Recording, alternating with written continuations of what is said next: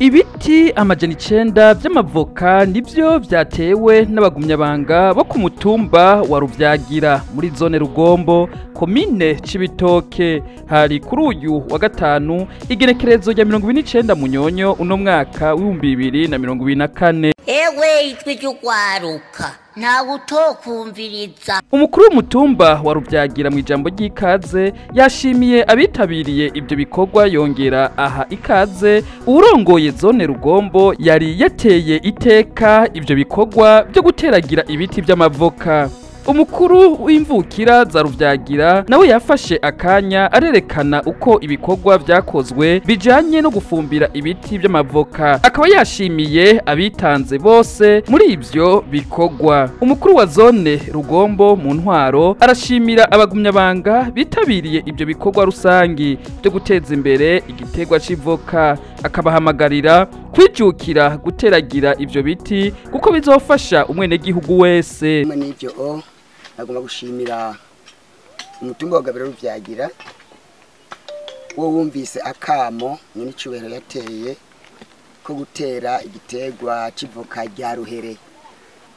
Dusanzwe tuzi ko amavoka ari ubwoko bwinshi, mugabo iki giterwa two turatera muri kino gihe kandi kijukiwe ni igiterwa c'ivoka bita ruhere. Hanyuma twagomba kubatera intege tubafata mu mugongo kandi tubashimira kukamo mwitavye katewe n'indongozi z'igihugu, tubasaba ko mutogerezaho mubandanya.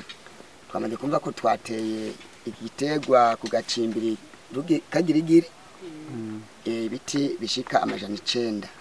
Tubasabire ntimugerezaho mubandanye no mu bundi bucimbiri kuko ni igikorwa ngirakamaro, ni igiterwa kandi kidoteza imbere umutumba n'abanyamutumba. Twumvise ko hariho komite y'imvukira ikurikirana iki gikorwa, tubasabe imvukira za Ruvyagira ntiziherere muri kagirigiri gusa ahubwo zibandanye mu cimbiri bwose bugize umutumba wa Ruvyagira kugira ngo n'abandi bose baje babonere ko akarorero. Mwabonye ko ari imitumba munyika ya mbere, munyika ya kabiri, Marambo ya mbere na Samwe baje kubafata mu mugongo, ndibaza ko bakuye akarorero kuyigogeze gukoreka. Nabo tubasaba ko bokora nka mwebwe kandi baje batera kamo kugira ngo muze kubafata mu mugongo hama iterambere ikwiragire hose. Mu kurangiza twamenyesha ko ibikorwa byo guteragira amavoka bibandanya muri komine Cibitoke mu mazone yose. Wavrebe ijwi ry'urwaruka FM.